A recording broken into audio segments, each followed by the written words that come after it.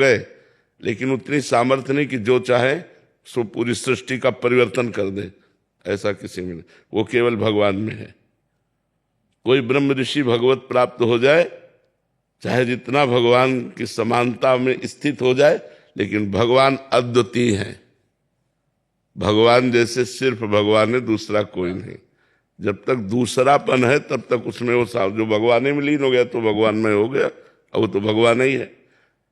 पर जब तक दूसरे शरीर में है तब तक उतनी सामर्थ्य नहीं है। जब भगवान में लीन हो गया तो बात अलग हो गई। अगर शरीर में है तो ऐसा नहीं कि प्रकृति को अपने वश में कर ले, प्रकृति के अधीन शरीर रहता है। जो अंशी है वो प्रकृति से परे है, जो अंश है वो प्रकृति से परे है, लेकिन हमारा शरीर प्रकृति के अधीन रहता है। और भगवान का शरीर चिदानंदमय है, विकार रहित है। हमारा विकार युक्त विनाशी है, उनका अविनाशी और चिदानंदमय स्वरूप है। जो द्वापर में श्री कृष्ण ने उतार लिया वही अभी दर्शन कर सकते हो, अब भी विराजमान है इसी ब्रज में, इसी वृंदावन में।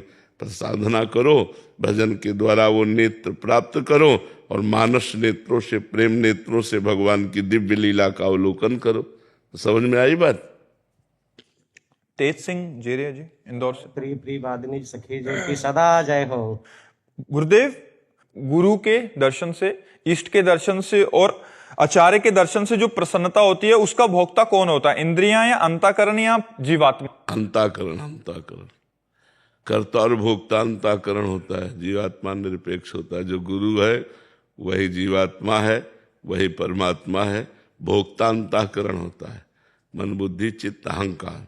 जो अहंकार है अंतःकरण का, वो भोक्ता होता है। जो स्वरूप है वो कर्ता भोक्ता नहीं है, वो निरपेक्ष है और वो एक है, सबका एक है। दर्शन से आपके जो ऐसी उमगन उठती है एकदम ऐसी। हाँ, तो आपने अभी अपने को अंतःकरण माना है। आप अंतःकरण में अभी आप हैं तो आपको लगता मुझे बहुत आनंद हुआ, तो आपको आनंद थोड़ी हुआ, अंतःकरण। जैसे गुरु को देखा किसने? नेत्रेंद्री ने। ये गुरु है ऐसा बोध किसने कराया? बुद्धि ने। ये मेरे हैं, ये किसने? मन। कितने सुंदर है, कैसे है, क्या है? ये चित्त, और मैं इनका हूं, ये अहम। इसको आनंद हुआ।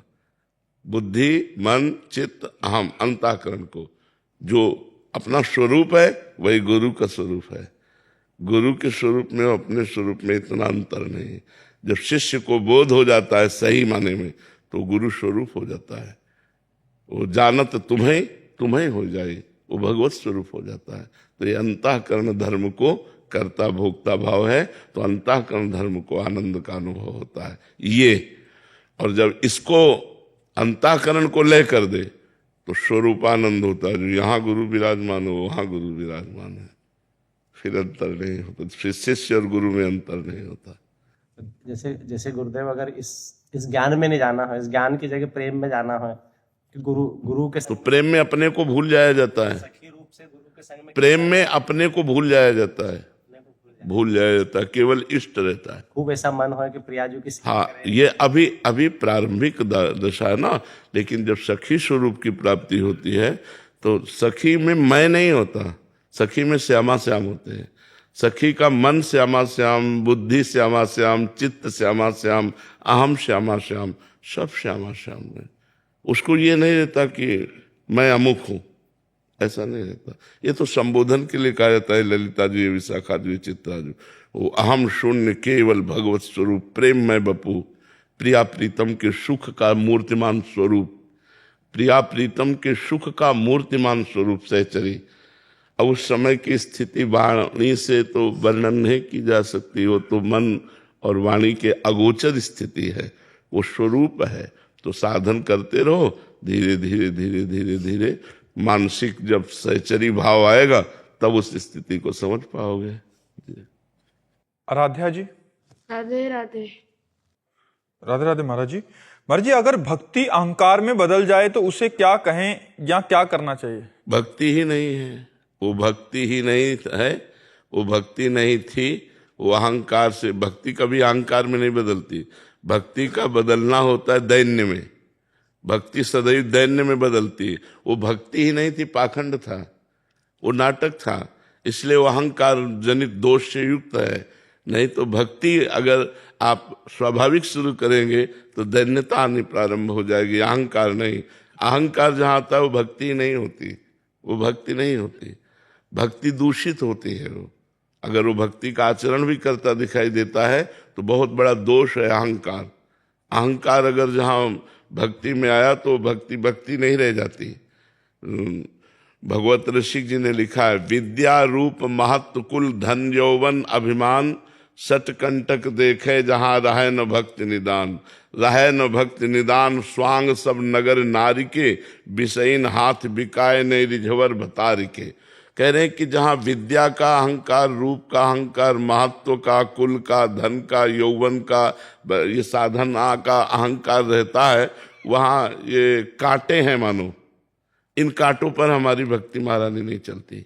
जिसके अहंकार रूपी हृदय में कांटे बिछे हुए हैं, इन कांटों पर भक्ति महारानी नहीं चलती। तो बोले फिर वो भक्त तो दिखाई देता है। बोले स्वांग सब नगर नारी के, नगर नारी कहते हैं वैश्या को। वैश्या जैसे पूरा श्रृंगार करती है तो अपने पति को रिझाने के नहीं, पर पुरुषों के। तो वो भक्त भरतार श्री हरि को रिझाने के लिए नहीं, विषयी पुरुषों को रिझाकर धन संपत्ति और मान प्रतिष्ठा प्राप्त करना चाहता है, वो भक्त नहीं है, वो पाखंड है। इसी को पाखंड कहते हैं।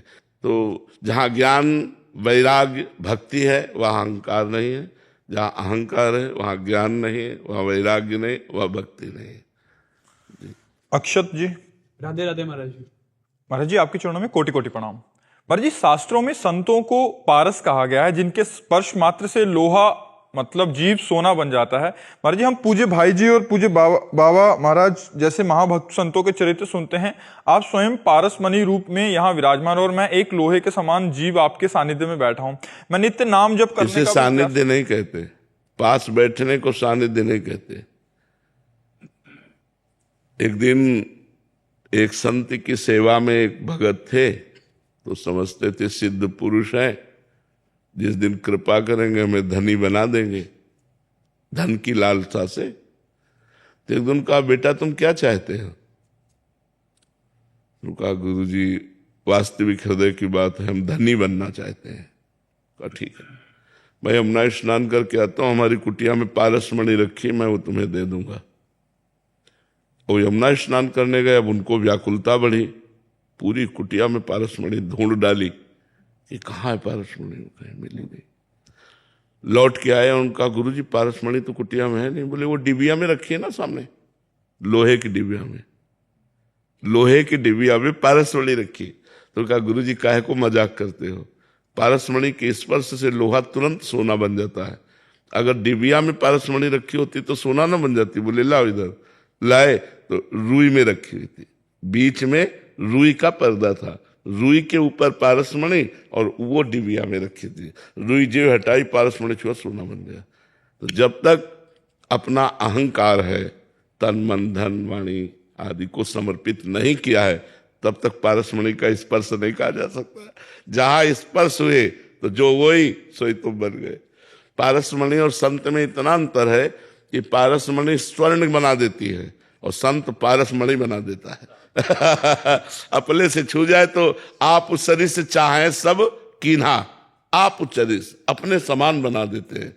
पारस मणि तो स्वर्ण बना देती है, लेकिन संत अपने समान बना देते हैं। ऐसा संत और पारस मणि में अंतर है। कुश जी दिल्ली से। राधे राधे। राधे राधे महाराज जी।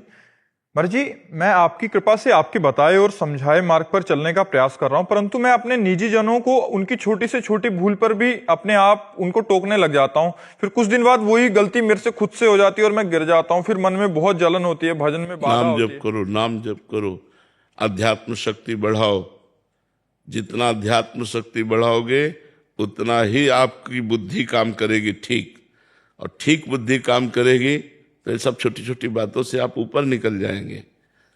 वो हमारे लिए क्या सोच रहा है, वो हमारे लिए क्या कर रहा है, नाना प्रकार की निगेटिव विचारों की धाराएं चलती रहती, जिसमें कभी चिंता, कभी शोक, कभी हर्ष, कभी ऐसे। कब तक हम इन छोटी छोटी माया के विकारों में बंधे रहेंगे? थोड़ा ऊपर उठो, ये समुद्र है, चिंताओं का समुद्र है। चिंताओं के समुद्र से पार होना है तो जहाज पे बैठ जाओ। नानक नाम जहाज है, चढ़े से उतरे पार। नाम रूपी जहाज में बैठ गए, चिंता शोक समुद्र संसार से पार हो गए। खूब नाम जप करो, देखो आप में कितना ज्ञान जागृत होता है। आपकी बुद्धि कैसी परम पवित्र, सब विकारों को हटाती चली जाएगी। और नाम जप नहीं तो बातों से माया नहीं विजय की जा सकती। बातों से माया पर विजय प्राप्त नहीं की जा सकती, ये बहुत प्रबल है। भजन बल से विजय प्राप्त की जा सकती। तो रोज नियम बनाओ, 10,000 नाम, 20,000 नाम, 30,000 नाम ऐसे काउंटर से गिन करके जपो। तो एक हमें खुशी होगी कि कल हमने 15 जपा था, आज 16 जपा, आज 16 जपा, कल 17 जपूंगा। तो ऐसे जब हम नाम जब बढ़ाते हैं तो हमारे अंदर अध्यात्म शक्ति बढ़ती है, और उस अध्यात्म शक्ति से ही हम माया पर विजय प्राप्त करते हैं। पीयूष वर्मा जी। राधे राधे महाराज जी। राधे राधे महाराज जी। महाराज जी, जब भगवान सब भक्तों के लिए समान है, तब दर्शन के समय अलग अलग प्रकार के अनुभव या अवस्थाएं या व्यवस्थाएं आपकी मांग, आपकी मांग, आप जैसी मांग करोगे वैसा। आपको भगवान मेरी माँ के रूप में आओ, भगवान जगदम्बा बन गए, दुर्गा बन गए। जब जहां जैसे भक्तों ने मांग की या भक्तों को आवश्यकता हुई, भगवान वैसा रूप धारण कर लिए। अब प्रहलाद जी के लिए भयंकर रूप की आवश्यकता थी, क्योंकि भयंकर बलवान त्रिभुवनपति हिरण्यकश्यप, तो नरसिंह रूप धारण किया, फाड़ के फेंक दिया। जब जिस समय भक्त को जो आवश्यकता पड़ी या जैसी भावना रही, भगवान ने वैसा रूप धारण कर लिया। जाकी रही भावना जैसी, प्रभु मूरत देखी तिल तैसी। जैसे हम भावना से युक्त होते हैं वैसे ही हमें भगवान दिखाई देते हैं। या जैसी भक्त को आवश्यकता पड़ी, भगवान वैसा रूप धारण कर लेते हैं। इसमें भगवान वो एक ही है, लेकिन हम जैसा रूप चाहेंगे वैसा रूप। सर्वांतर्यामी सर्वशक्तिमान भगवान है ना। तो हमारी भावना है कि भगवान काश अगर हमारे बालक होते, तो देखो नंद यशोदा के बालक बने, देवकी वसुदेव जी के बालक बने, कौशल्या दशरथ जी के बालक बने। भगवान हमारे यार होते तो भगवान कितने उपासकों के मित्र बने। भगवान मेरे पिता होते जो हमें प्यार करते, तो भगवान पिता की तरह प्यार करेंगे। जैसा हम भाव करें वैसा भगवान है। भगवान कैसे, हमारी भावना जैसी वैसे भगवान। भगवान को आज तक कोई ये नहीं कह पाया कि भगवान इतने और ऐसे, क्योंकि इतने नहीं कह सकते, अनंत है। ऐसे नहीं कर सकते क्योंकि सर्वरूप है। तो जैसी तुम भावना करोगे वह, निराकार तो निराकार, साकार तो साकार, सगुण तो सगुण, निर्गुण तो निर्गुण, जैसे तुम चाहो वैसे साक्षात्कार कर लो। भगवान कैसे, जैसे तुम चाहोगे वैसे। समझ पा रहे हो आप? जिंदर कौल जी पटियाला से। राधे राधे महाराज जी। महाराज जी, 1993 से नाम सिमरन वाहेगुरु जी का सिमरन करती हूँ, अंदर चलता भी है, पर अभी तक भगवत प्राप्ति नहीं हुई। क्या? अरे जन्म जन्म लग जाते हैं। अभी पहले विकारों को नष्ट करने की सोचो, कोई विकार ना रहे। हमारा काम केवल एक है कि 24 घंटे में निरंतर भगवत स्वरूप का स्मरण। उन्हीं को श्री कृष्ण कहते हैं, उन्हीं को वाहेगुरु कहते हैं, उन्हीं को परमात्मा कहते हैं, उन्हीं को ब्रह्म कहते हैं। अलग अलग भावों से उच्चारण होता है। ज्ञानी जन ब्रह्म कहते हैं, योगी जन परमात्मा कहते हैं, भक्त जन भगवान कहते हैं। जो गुरु साहब के महा करुणा में पल रहे हैं वो सब वाहेगुरु वाहेगुरु उसी परमात्मा को कहते। कोई दूसरा थोड़ी, एक ही परमात्मा है, वही अकाल पुरुष है, वही परम पुरुष है। तो जब हम ये नियम ले ले कि हमारा एक काम है कि चिंतन नहीं छूटना चाहिए। अब आप इस कसौटी पे कसो अपने को, और इतनी व्याकुलता हो जाए जब वाहेगुरु की प्राप्ति की, कि जैसे प्यासे हम हों, हमें कोई रबड़ी पिलावे तो हमें लगेगा पानी पिलाओ, रबड़ी नहीं। जैसे हमें श्वास चाहिए जल में डुबो देने पर, हमें श्वास, ऐसे हमें परमात्मा चाहिए। जब ऐसी व्याकुलता हो जाएगी तब मिल जाएंगे। जब हमारी इतनी व्याकुलता होगी कि अब हम परमात्मा के बिना जिया नहीं जाता, तो वो तुम्हारे अंदर ही बैठे हैं, वो तुम्हारी व्याकुलता को देख रहे हैं और वो निश्चित तुम्हें प्राप्त हो जाएंगे। तुम्हें कहना नहीं पड़ेगा। अभी अपनी कमी को ठीक करो, अपनी चाहतों को मिटाओ। जब सब चाहते मिट जाती हैं, एक चाहत रह जाती परमात्मा की, और उस चाहत में हम परम व्याकुल हो जाते हैं, तब भगवान का दर्शन होता है, तब भगवान की प्राप्ति होती है। मनोज कुमार जी दिल्ली से। राधा वल्लभ जी श्री हरिवंश महाराज जी, गुरुदेव भगवान आपके हेतु कृपा से आज दीक्षा दिवस है। गुरुदेव भगवान, महामहिम इस पूरे ब्रज 84 कोष में अगर किसी को वृंदावन के अलावा कहीं भी जाने की भीतर से रुचि ना हो तो क्या उसे हठपूर्वक सभी स्थलों पर दर्शन करने जाना चाहिए, या वृंदावन की बस पर्याप्त है? भगवत धाम का आश्रय लेकर पड़ा रहे, इससे बढ़कर कुछ नहीं है।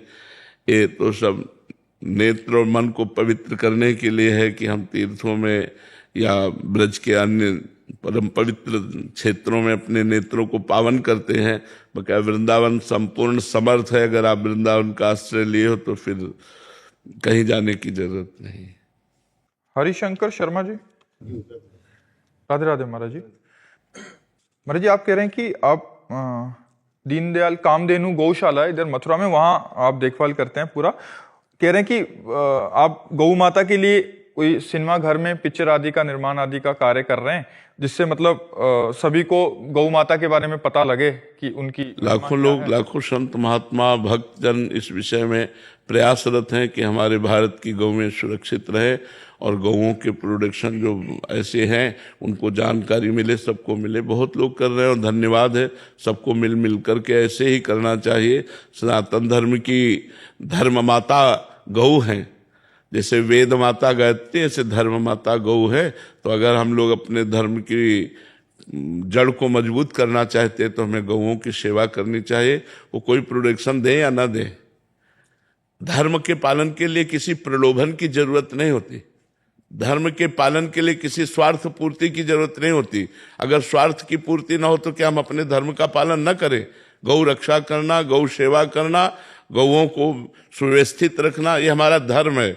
इसीलिए हम कई बार एकांतिक में भी कह चुके हैं कि अगर आप सनातन धर्मावलंबी हैं और हम कह रहे हैं महीने में 100 रुपये आप निकालिए, महीने में 100 रुपये, और सब लोग 100-100 रुपये निकाले, तो हमारी गायें जो बाहर भटक रही हैं, जो अव्यवस्थित हैं, वो व्यवस्थित हो जाए। और जो धनी मानी पुरुष हैं तो मनोरंजन में मत खर्चा करो, उसे धर्म में खर्चा करो। बड़ी बड़ी गौशालाएं खोलो, और जो बीमार गौएं हैं, दूध नहीं देती हैं, सांड हैं, जो बाहरी जंगलों में ऐसे छोड़ दी गई गायें हैं, आवारा गायें, उनको एकत्रित करो, उनकी सेवा करो।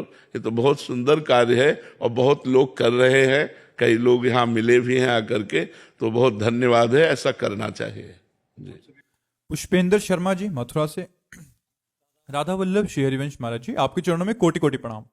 महाराज जी, मेरा प्रश्न है कि यदि मोक्ष प्राप्ति के बाद आत्मा का परमात्मा में विलय हो जाता है तो आत्मा की अपनी कोई पहचान नहीं बचती? नहीं, कोई पहचान नहीं, इसी का नाम मोक्ष है। तरंग का समुद्र में लय हो जाना, तरंग की कोई सत्ता न रह जाना, यही मोक्ष है। जो ईश्वर अंश था वो अपने अंशी में लीन हो गया। जैसे तरंग समुद्र का अंश है, समुद्र में लीन हो गई तो वो समुद्र हो गई। ब्रह्मविद ब्रह्मैव भवति, जो ब्रह्म को जान लेता है वो ब्रह्म स्वरूप हो जाता है। जो ब्रह्म स्वरूप हो जाता है उसका अस्तित्व खत्म हो जाता है, वो ब्रह्ममय हो गया। इसीलिए प्रेमी जन इससे डरते हैं। बिभेमि कैवल्यतः अलम विषय वार्तया नरक कोटि विभत्सया वृथा श्रुति कथाश्रमो बत बिभेमि कैवल्यतः परेश भजनोन्मदा यदि सुखादया किम तथा परंतु मम राधिका पद रसे मनो मज्जतु। ये विषय वार्ता तो बंद करो, ये कोटि नरकों से भी भयावनी विभत्स है। अलम विषय वार्तया नरक कोटि विभत्सया वृथा श्रुति कथाश्रमो। हरिवंश महाप्रभु कहते मेरे सामने बेकार में आप परिश्रम करते हैं वेद चर्चा करने का, क्योंकि वेद का जो लक्ष्य है वो मोक्ष है। और विभेमि कैवल्यता, मुझे मोक्ष से डर लगता है। क्यों? क्योंकि जब हम उसी में लीन हो गए तो सेवा कैसे करेंगे? हम वही बन गए तो स्वाद कैसे लेंगे? मुझे मोक्ष नहीं चाहिए। मैं उनकी दासी बनकर, दास बनकर, उनका मित्र बनकर, उनका सेवक बनकर उनको दुलार करूंगा और उनके सुख का रसास्वादन करूंगा। यह है प्रेम लक्षणा भक्ति। जो मोक्ष का भी त्याग कर देती है। वो आनंद प्रेम में है जो मोक्ष का भी त्याग कर दे। दीयमानम न गृह्णन्ति बिना मत सेवनम जनाहा। आप पूछ रहे हैं कि महाराज जी मोक्ष का अनुभव कौन करता है? आप आगे पूछ रहे हैं कि मोक्ष का अनुभव कौन करता है, या अनुभव करने वाला नहीं रह जाता?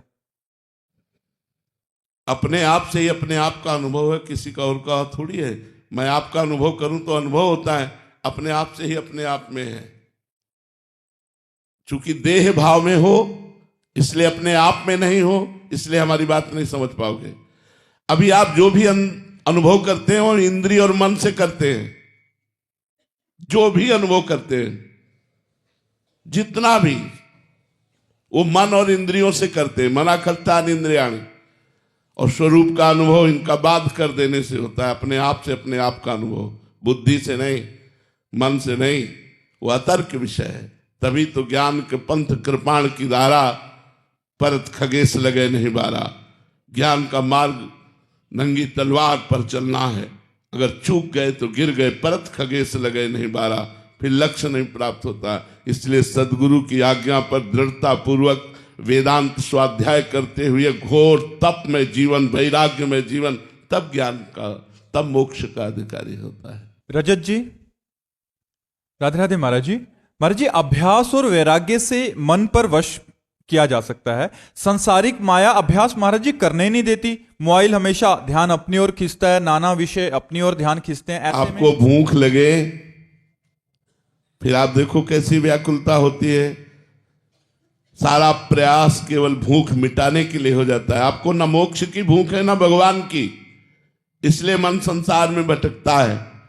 एक बार भूख पैदा करो, सत्संग के द्वारा, शास्त्र स्वाध्याय के द्वारा, नाम जप के द्वारा, तीर्थ याटन के द्वारा, फिर आप देखो जब भगवत चरणारविंद की भूख पैदा हो जाती है तो मन संसार से भागता है। वही मन जो विषयों को सुख मानने लगा, वही मन जब परमात्मा में फिर अभ्यास के द्वारा लगाया गया तो ये बर्दाश्त नहीं करता कि मैं और कुछ बोलूं, मैं और कुछ देखूं, मैं और कुछ सुनूं।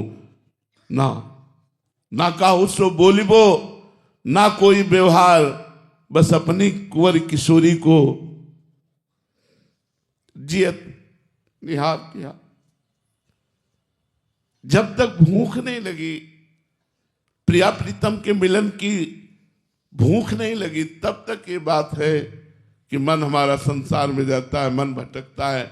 जिस दिन भूख लग जाएगी तो जैसे तुम्हें कई दिन के भूखे हो और कह दिया जाए भर भर के थाल सोने के सिक्के, चांदी के सिक्के, हीरा जवाहरात सब आपके सामने रख दिया जाए, आप कहोगे इनको हटाओ, पहले मुझे 2 रोटी सब्जी दे दो, मुझे भूख लगी है। जैसे एक साधारण भूख बड़े से बड़ी भी वस्तु का त्याग कर देगी, पहले मुझे भूख मिटानी है। ऐसे ही जब परमात्मा प्राप्ति की चाह होती है तो लोक लोकांतर के समस्त भोगों से वैराग्य हो जाता है। यहां तक कि न पारमेष्ठम न महेंद्र दिष्णम, ब्रह्मा का पद और देवराज इंद्र का पद भी अच्छा नहीं लगता, और कोई संसारिक भोगों की तो बात जाने दो। तो भूख जागृत करो, शास्त्र स्वाध्याय करो, सत्संग करो, जिससे आपके अंदर भगवत प्राप्ति की भूख जागृत हो। वो जब भूख जागृत होगी तब व्याकुलता पैदा होगी, उसी व्याकुलता में मन टिकता है। जब मन परमात्मा के लिए व्याकुल हो जाता है तब फिर बात बनती है। अभी तो पाप नष्ट होंगे, पहले भजन करो कुछ वर्षों तक, तो जिससे पाप नष्ट हो, जो तुमसे गलतियां हुई, जो तुमसे अपराध हुए वो भस्म हो, तब तक हृदय जलेगा, मन भटकेगा। और बराबर अभ्यास में बने रहे तो मन जहां पवित्र हुआ तो ऐसे डूब जाएगा, पूछो मत। सुखी मीन जहां नीर अगाधा, जैसे अगाध समुद्र में मछली किलोले करती है, ऐसे ही भगवान के नाम रूप लीला धाम में मन किलोले करने लगता है, फिर नहीं भागता। जैसे बड़ा सरोवर मिलने पर छोटे गड्ढों की याद नहीं आती, जैसे समुद्र मिलने पर फिर उस सरोवर की याद नहीं आती, ऐसे ही भगवान की प्राप्ति होने पर फिर त्रिभुवन का कोई सुख उसे परास्त नहीं कर सकता। हाँ, यदि अहंकार अभी बकाया रह गया है भगवत साक्षात्कार होने पर भी, तो भगवान की कोई ऐसी लीला हो सकती है जिससे उसके अहंकार का नाश हो, अन्यथा भगवत साक्षात्कार किए हुए महापुरुष को कोई भी परास्त नहीं कर सकता, झुक सकता है। फिसल सकता है, परास्त नहीं हो सकता। ना में भक्ता प्रणश्यति, भगवान उसके अहंकार को नष्ट करने की कीन हो। जैसे गरुण जैसे महाज्ञानी, गरुण महाज्ञानी गुण राशि, भगवान के वाहन, तो कीन हो इस कबहू अभिमाना, शोक हो वंचा कृपा निधाना। कभी अभिमान किया होगा तो भगवान उसी अभिमान को मिटाना चाहते हैं, वो लीला बात अलग है। नहीं, भगवत साक्षात्कार, भगवत अनुरागी मन विषय लंपट नहीं होता। बबीता जी दिल्ली से, राधे राधे महाराज जी। महाराज जी, वो कौन सी सूक्ष्म रेखा है जिसे ध्यान में रखकर हम महत्वाकांक्षाओं को परमार्थ की ओर ले जाने वाली निष्काम सेवा में बदल सकें, जीवन और मृत्यु के भय से मुक्त होकर शाश्वत शांति प्राप्त कर? चिंतन, चिंतन, चिंतन न छूटने पावे। तदर्पिता अखिलाचारिता तद विस्मरणेन परम व्याकुलते थी। समस्त आचरण भगवान को समर्पित हो, जरा सा भी भगवत विस्मरण होने पर व्याकुलता पैदा हो जाए, ऐसी व्याकुलता जैसे मछली को जल से निकालो तो प्राण छटपटाने लगते हैं, ऐसे हम व्याकुल हो जाएं यदि एक क्षण के लिए भी भगवान को भूले। अगर हम ये लक्ष्य रखेंगे, ये बिंदु रखेंगे, तो हमें शाश्वत शांति मिल जाएगी, मोक्ष मिल जाएगा, परमात्मा प्रेम मिल जाएगा, जो भी चाहेंगे लोक लोकांतर का सब कुछ मिल जाएगा। पर हमारा लक्ष्य बने कि हम नाम ना भूले, हम प्रभु को ना श्वासा श्वासा नाम जपे, दुविधा रहा न कोई। जो रोज नाम जप करता है, निरंतर नाम जप करता है, उसमें दुविधा नहीं रहती, वो निश्चित भगवत प्राप्त हो जाता है। और जब भगवान मिल गए तो फिर ये माया मिलने की क्या, माया तो पीछे डोलती है भक्तों के पीछे। माँ की तरह माया भक्तों का पोषण करते हुए पीछे डोलती, वो शोषण नहीं करती। शोषण उसका करती है जो अहंकार पूर्वक माया का भोग करना चाहता है। इसलिए वो सूक्ष्म रेखा है भगवत चिंतन। अनन्य चेता सततम यो माम स्मृति नित्यशः तस्याहम सुलभा पार्थ नित्य युक्तस्य योगिना। जो मेरा अनन्य चिंतन करता है मैं उसे सुलभ हो जाता हूं। अनन्य चिंतन, अन्य चिंतन ना हो, एकमात्र भगवान का निरंतर चिंतन, बस आप सिद्ध हो गए, भगवत प्राप्त हो गए। इसी के लिए पूरा जीवन प्रयास किया जाता है, अभ्यास किया जाता है। अनिल भल्ला जी गुरुग्राम से, राधे राधे महाराज जी। महाराज जी, यदि हम स्थूल शरीर से अच्छा या बुरा कर्म करते हैं तो वो हमारे संचित कर्म या प्रारब्ध बन जाता है, लेकिन क्या ये नियम हमारे सूक्ष्म एवं कारण शरीर पर भी लागू होता है? हाँ, कर्म का प्रेरणात्मक स्वरूप तो कारण है, निर्णयात्मक स्वरूप अंतःकरण सूक्ष्म शरीर है, और क्रियात्मक स्वरूप स्थूल शरीर है। तो तीनों तो जुड़े हुए हैं ना। जैसे कोई भी संकल्प बनेगा सूक्ष्म शरीर में, मन में, तो स्वभाव से बनता है संकल्प। बोले बड़ा राक्षसी स्वभाव का आदमी है, कैसे क्रूर कर्म करता है। तो स्वभाव, संकल्प और क्रिया तीनों एक से जुड़े हुए कनेक्शन है। स्थूल सूक्ष्म कारण तीनों से जुड़ा हुआ है। सतोगुणी स्वभाव तो सात्विक संकल्प सात्विक क्रिया, रजोगुणी स्वभाव तो राजसिक संकल्प राजसिक क्रिया, तमोगुणी स्वभाव तो तामसिक संकल्प तामसिक क्रिया। स्वभाव कारण शरीर, संकल्प विकल्प निश्चय आदि चिंतन आदि सूक्ष्म शरीर, और क्रियान्वित होना स्थूल शरीर। स्थूल सूक्ष्म कारण तीनों का कनेक्शन है, और तीनों को ही भोगना पड़ता है। सुख दुख या जैसा भी तीनों को भोगना पड़ता है। कल्पना जी कानपुर से, राधे राधे महाराज जी।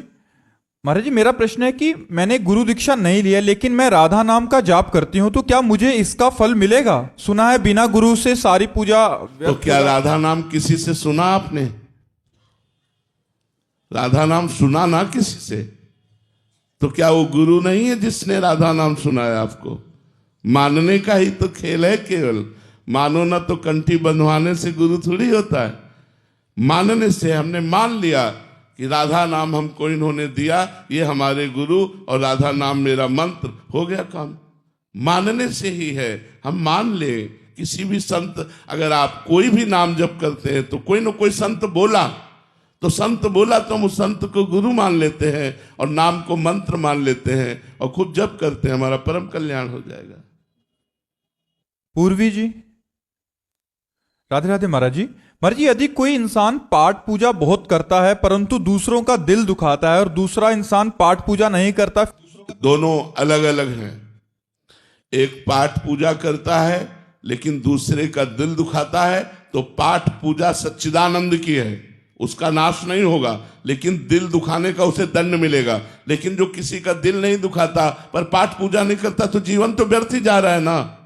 जीवन सच्चिदानंद से थोड़ी जुड़ गया, व्यर्थ समय नष्ट कर रहा है।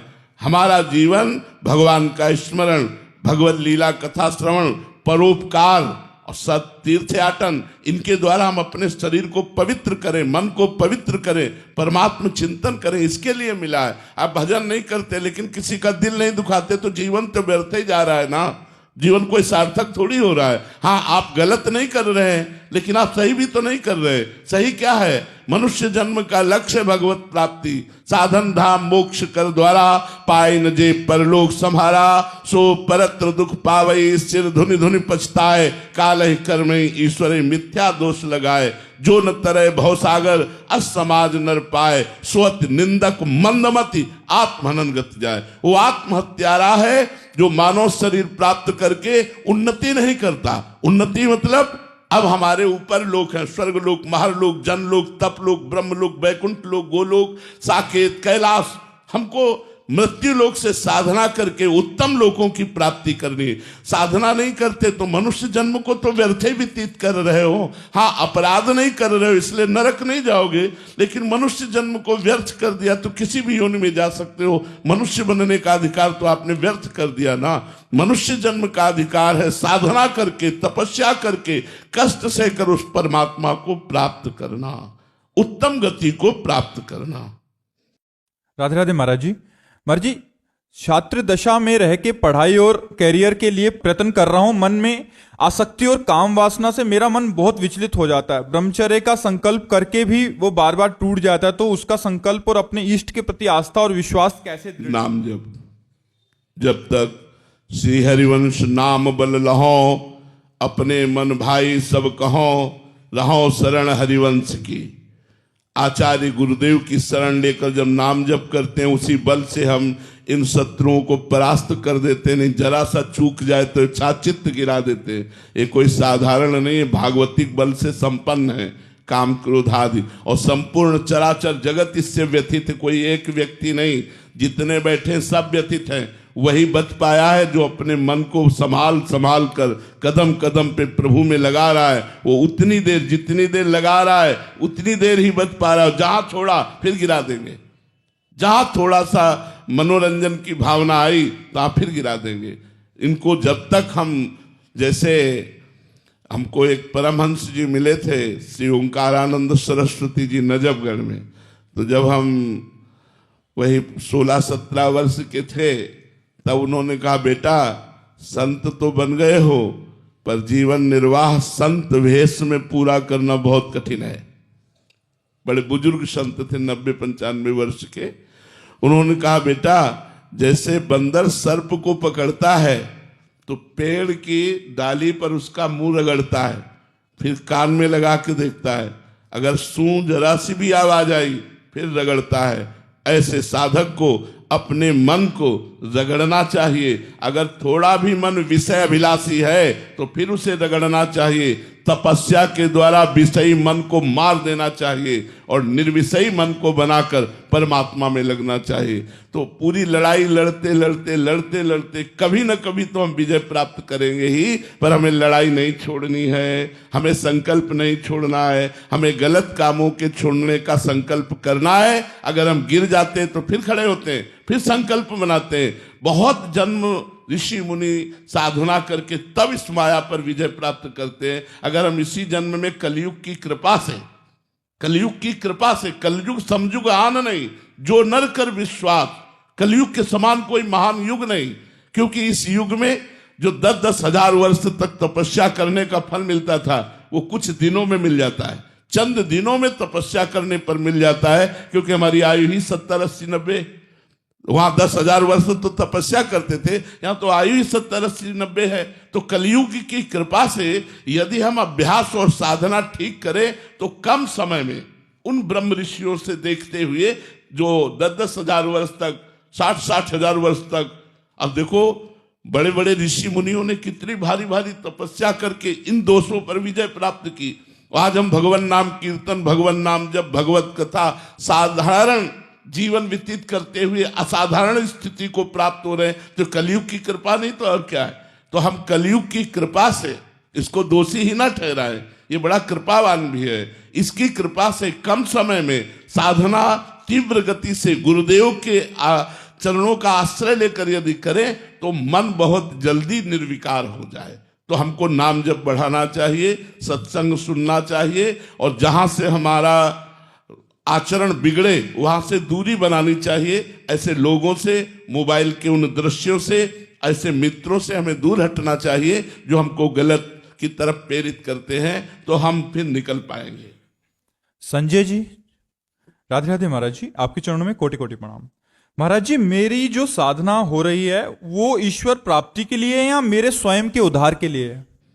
दोनों बातों में आप देख लीजिए, आप अपना उद्धार चाहते हैं या ईश्वर प्राप्ति चाहते हैं, वो तो आपके अंदर की बात है। अगर आप कहे कि मैं संसार से मुक्त हो जाऊं तो आप अपने उद्धार के लिए कर रहे हैं।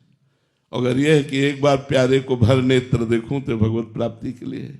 एक बार देखूं मेरा प्रभु कैसा है, इतना सुना है और मैं उसका हूं, तो एक बार तो देखूं कैसे हैं श्याम सुंदर, कैसी है प्रियाजू। ये लगन लग जाना भगवत साक्षात्कार की है। और मैं ऊब गया इस संसार के मरण जन्म चक्र से, अब मैं मुक्त होना चाहता हूं। ये अपने उद्धार की बात है, दोनों में पहचान लो आपके हृदय में क्या है। जय कलवानी जी, राधे राधे महाराज जी। महाराज जी, अगर मुझे साधना करते हुए अभी शांति या रस या कोई अनुभव ना हो रहा हो तो महाराज जी अभी मेरी साधना में? हाँ, बिल्कुल बिल्कुल निश्चिंत रहना चाहिए। यदि साधना करते हुए कुछ भी अनुभव नहीं हो रहा है, लेकिन पापाचरण नहीं होना चाहिए, कोई गलत कार्य नहीं होना चाहिए, शास्त्र विरुद्ध कार्य नहीं होना चाहिए, तो वो प्रोसेस हो रहा है। वो आपके पाप कर्मों का, जन्म जन्म के जो पाप कर्म है उनका नाश करके वो आपको आगे बढ़ा रहा है। जैसे बढ़िया लिफ्ट हो तो चलते समय पता चलता है कि चली, और अगर नंबर ना देखो तो पता ही नहीं चलता कि फ्लोर पर फ्लोर हम क्रॉस करते चले जा रहे हैं। ऐसे ही ये भगवत कृपा लिफ्ट है साधना। जब हम साधना करते हैं तो बहुत काल तक हमें पता ही नहीं चल पाता कि हम किस फ्लोर पर आ गए। वो तो जब कोई संत महात्मा व्याख्या करते हैं उस स्थिति का, और वो हम अपने अंदर देखते हैं तो आनंद आता है कि आज हमारे अंदर भगवत कृपा से ऐसी स्थिति है। इसलिए ये तो कोई समझे ही ना कि मुझे कोई लाभ नहीं मिल रहा साधना करने से। साधना अपना काम कर रही है, वो आपके पापों का नाश, आपके दुख को मिटा रही। आपको समझ में आवे या ना आवे, जब आपका फ्लोर का दरवाजा खुलेगा तो आपको समझ में आ जाएगा कि मैं किस फ्लोर में आ चुका हूं, भक्ति की किस ऊंची भूमिका में आ चुका हूं।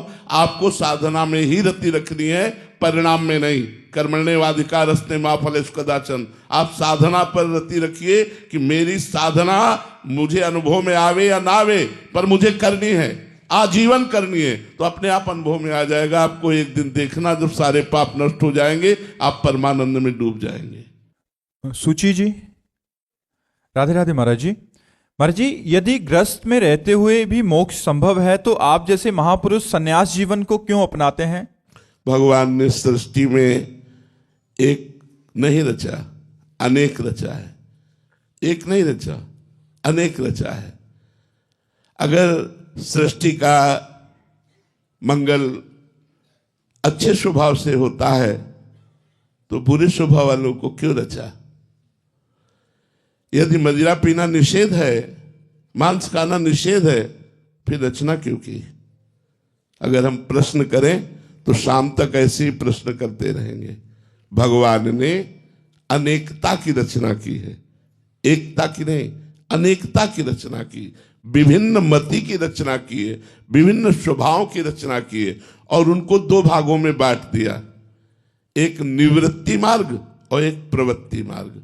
निवृत्ति मार्ग भोगों का त्याग करते हुए, त्याग का प्रयास करते हुए सफलता पूर्वक भगवान को प्राप्त करना, और प्रवृत्ति मार्ग धर्मयुक्त भोगों को भोगते हुए प्रयासरत रहकर मोक्ष मार्ग में जाना।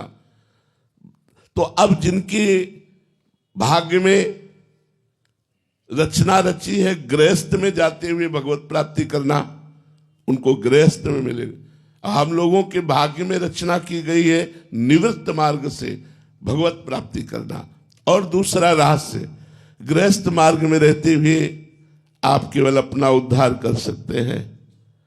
और विरक्त मार्ग का अगर एक साधक भगवत प्राप्त हो गया तो प्रांत के प्रांत का कल्याण कर देगा।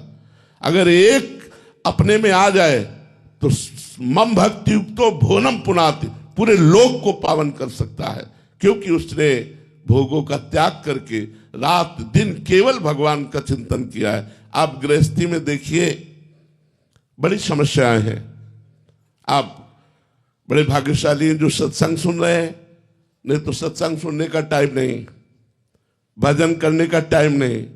भजन करने के टाइम में बैठो तो पूरे दिन की दिनचर्या दिमाग में घूमती है, ये करना है, ये करना है, ये करना, अभी वहां जाना है, उससे वो बात करनी, पूरा हिसाब भजन में लग जाएगा।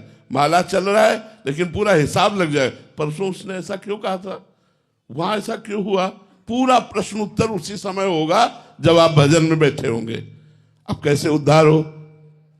उस कर्म को भगवान को समर्पित करते हुए, विरक्तों को भिक्षा देते हुए आप लोगों का कल्याण कैसे होता है? जैसे विरक्त संत जन है, इनको भोजन पवाते, इनको वस्त्र, इनके वास की व्यवस्था, ठाकुर सेवा, समाज सेवा, जितना बना उतना भजन, जितना बना। लेकिन विरक्त के लिए ये नहीं है कि जितना बना, क्योंकि हमारे लिए दूसरा कार्य नहीं, न बच्ची का ब्याह न बच्चे का ब्याह, बच्चा बच्ची तो कुछ है नहीं, न किसानी न नौकरी न व्यापार, केवल एक ही धंधा है, नाम जप, भगवान का भजन। अगर ईमानदारी से हम अपना भजन कर ले गए तो लाखों का कल्याण कर देंगे, लाखों का कल्याण कर देंगे। इसलिए भगवान ने विरक्त मार्ग की रचना की कि इस मार्ग में सम्यक रूप से अपनी चित्तवृत्ति को केवल परमात्मा में लगाकर स्वयं तरति सतरति सतरति सा लोकांतार्यति, वो लोक के लोक को तार सकता है। ऐसा गृहस्थ में कठिन है। गृहस्थ में 10 मिनट 20 मिनट 30 मिनट समय दो, वो भी मन चंचल रहता है।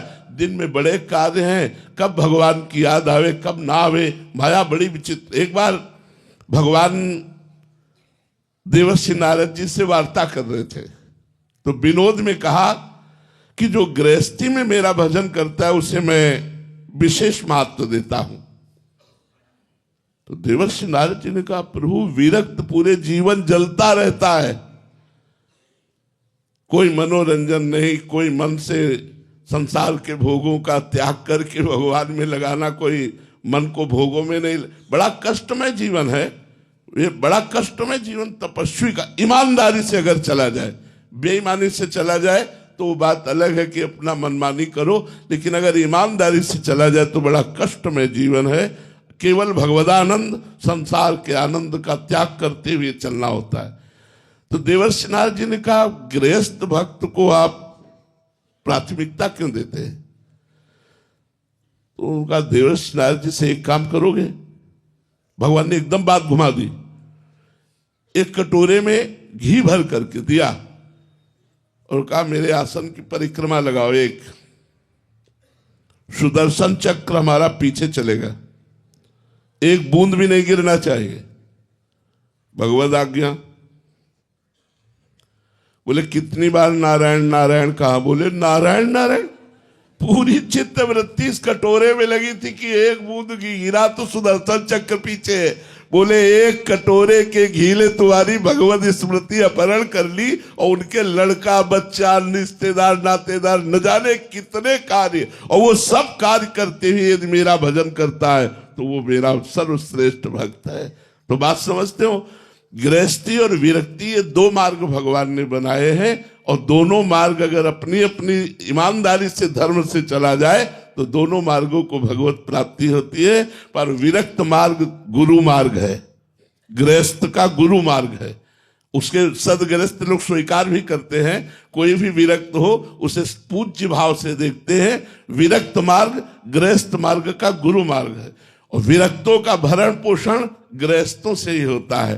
वस्त्र है, भोजन है, वास है, जो भी व्यवस्था है, तो इस भाव से गृहस्थों का कल्याण हो जाता है। जो हम लोग भजन करते हैं उसका हिस्सा मिलता है। वो गृहस्थी में रहकर थोड़ा भी भजन करते हैं, धर्म से चलते हैं, पापाचरण नहीं करते, और गरीबों की सेवा, जैसे बीमारों की सेवा, गौओं की सेवा, संतों की सेवा, ये सब गृहस्थों से ही चलती है। तो उन गृहस्थों का कल्याण ऐसे होता है। और संत अपने तपोबल और भजन बल से बहुत लोगों का कल्याण करते हैं। इसलिए भगवान ने 2 मार्गों की स्थापना की। तो भगवान ने जिसको जिस मार्ग के लायक चुना उस मार्ग में चला रहे हैं। हम लोगों को चुना, भगवान ने चुना और संसार से खींचकर इस मार्ग में चलाया। कोठों में, दिल्ली के जो रेड लाइट एरिया है उसी में ही कोठों के अंदर जाके उन औरतों को बाहर निकालना और उनके बच्चों को एक नया जीवन देना। और इस काम में बहुत चुनौतियां हैं, लेकिन एक विश्वास भी है कि काम दिया गया है, सौंपा गया है। पर जब जब श्रद्धा कम होती है और जब जब चुनौती बड़ी लगती है, तब तब क्या करें, और जब खुद पे शक होता है तब क्या करें। महाराज जी, दिल्ली में जो वैश्यशालाएं होती हैं, रेड लाइट एरिया होते हैं जहाँ वैश्याएं, वहाँ जाके उनके ग्रुप में जाके वहाँ से जो बच्चियां फंसी होती हैं उनको बाहर निकालते हैं, उनको एक नया जीवन देते हैं। बट ये बड़ा चुनौतीपूर्ण कार्य होता है, तो कभी कभी आत्मविश्वास डगमगा जाता है। तो उस समय महाराज जी अपने आप में एक उत्साह। आत्मविश्वास नहीं डगमगाना चाहिए। ये बहुत प्रशंसनीय कार्य है।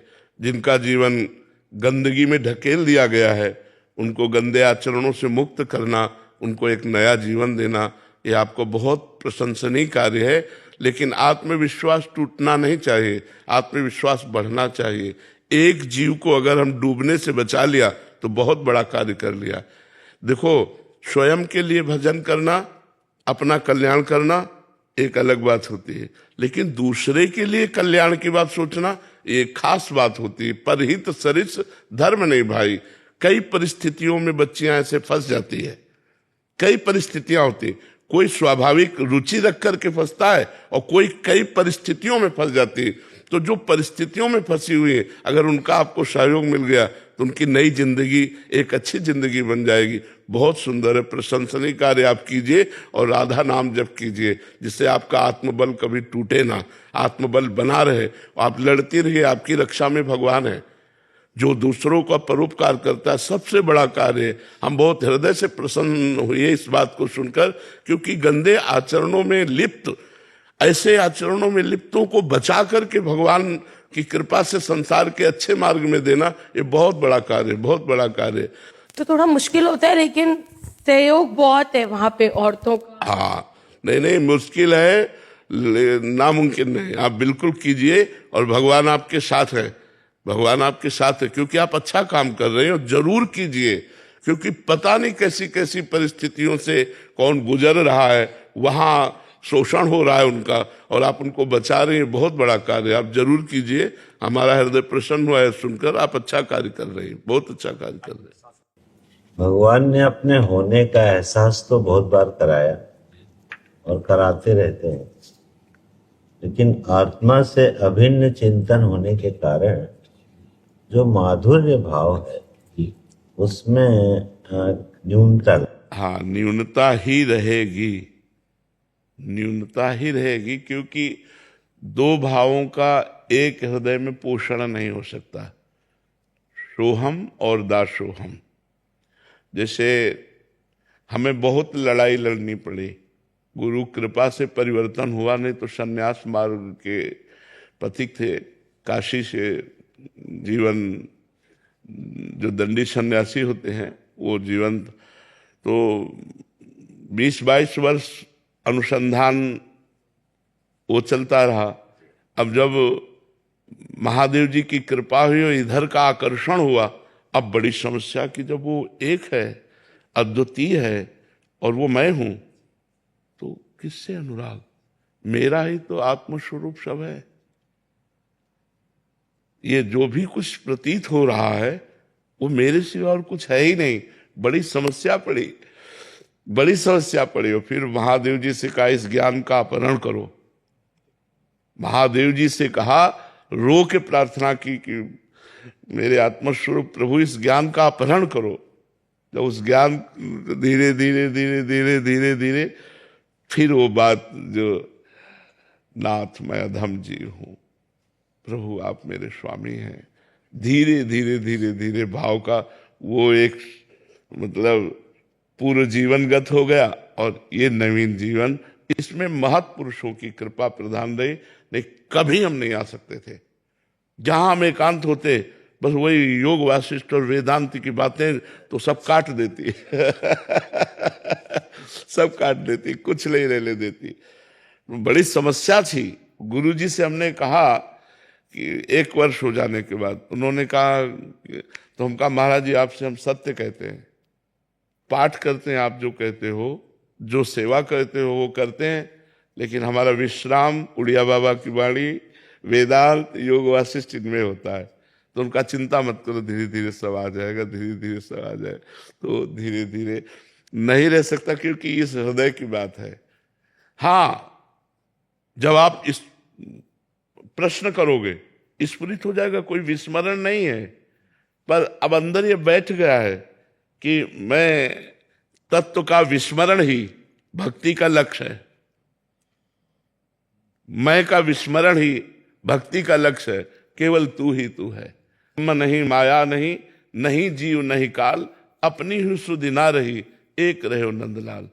इसी मैं तत्व का स्वयं बोध कराने के लिए गोपीजनों के पास उद्धव जी आए थे, और वो मैं तत्व का विस्मरण किए हुए बैठी हुई थी। तो जो मैं तत्व का विस्मरण किए हुए कृष्णाकार थी, प्राण भय कान में, कान भय प्राण में, ही में न जान पड़े कान है कि प्राण है। जहां ये स्थिति कि उधो मन न भय 10वीं से खुतो सो गयो श्याम पे, अब को आराध है इस, और उधो मन माने की बात, दाग सुहारा छाणी अमृत फल, विष कीरा विष खात, उधो मन माने की बात। अब वो जो श्याम सुंदर के प्रति परम प्रीति है उसमें, इसीलिए जो रस की बात जब कही गई, आप मतलब अन्यथा न लीजिए, जब रस की बात कही गई तो कहा गया यन नारदादेश सुकैरगम्यम वृंदावने वंजुल मंजु कुंजे तत्कृष्ण चेतो हरणैक विज्ञ मत्रास्त किंचित परमम रहस्यम। जहां ब्रह्मा जी, ईश भगवान शिव, आज माने ब्रह्मा जी और नारद जी और श्री सुखदेव जी, ये सब महान चरम अवस्था को प्राप्त हैं। इन महापुरुषों ने जिस रस का रसास्वादन नहीं किया, वो रस वृंदावन का, जैसे अब आप कहेंगे कौन सा रस का रसास्वादन नहीं किया? भगवान शिव बोध संपन्न सर्व सब गुणों के अधिष्ठात्र हैं, परम वैष्णवा नाम यथा शंभु। तो अब हम आपको इशारे से बता दें, पत्रावलिम रचितुम कुचयो कपोले, बद्धुम विचित्र कवरिम नव मल्लिका भी। हे लाडली जू, मैं आपके वक्षस्थल में पत्रावली करने का अधिकार। पत्रावलिम रचितुम कुचयो कपोले, बद्धुम विचित्र कवरिम नव मल्लिका भी, अंगम चुभूसी तुमा भरणई धृता से।